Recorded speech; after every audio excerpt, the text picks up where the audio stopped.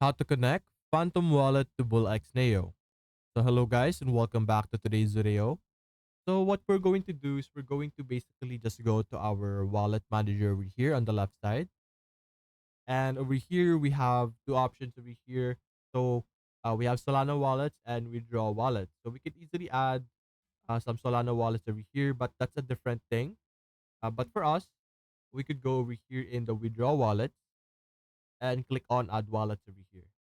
In this area, we are able to select Solana and we're going to open our Phantom over here.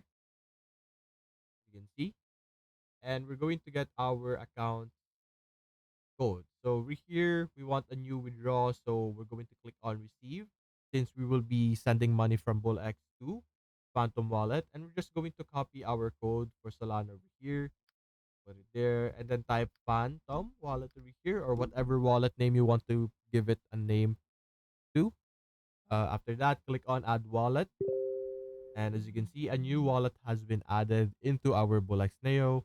Also, there is a 3R pending over here or verification. Simply wait until 3 hours before you are able to utilize our Phantom wallet with your BullX Neo. So that's basically it, guys. If you enjoyed this video, leave a like and subscribe. Thanks for watching.